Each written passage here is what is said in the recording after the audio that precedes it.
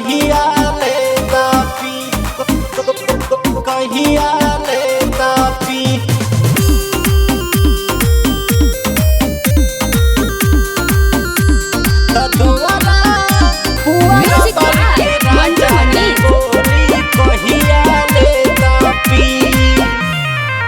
ए राजा ले के छुट्टिया धौली पलेन, जब बीती जाई ठंडी तो चली जाई बुफेन, चली जाई बुफेन। हे राजा, हे राजा ले के छुट्टिया धौली पलेन, जब बीती जाई ठंडी तो चली जाई बुफेन, चली जाई बुफेन। बहे शीतल हरी ना जाई हम बहरी, थर थर देह हमर कापी।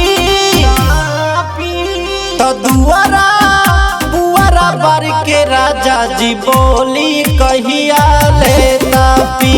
तो दुआरा बुआरा बार के राजा जी बोली कहिया लेता पी, कहिया लेता पी,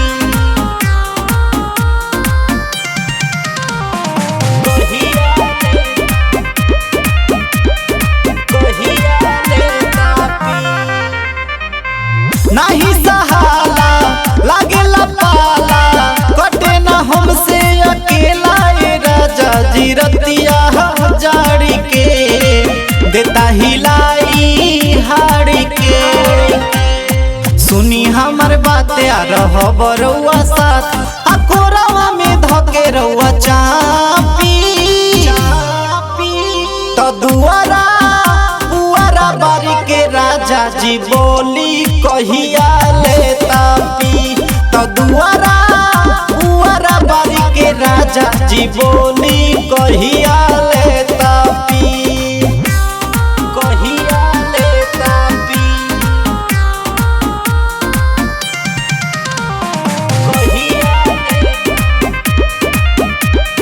कहिया लेता पी। पिया पप्पू पी के कहीं सही के, अब न हमरा से तनिको ये पिया सहाई दूरी, मोह पैसा के दूरी।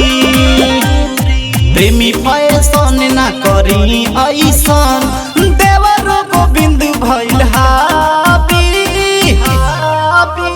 तो दुआरा बुआरा बारी के राजा जी बोली कहिया लेता पी। तो दुआरा बुआरा बारी के राजा जी बोली कहिया लेता पी। बोला ना।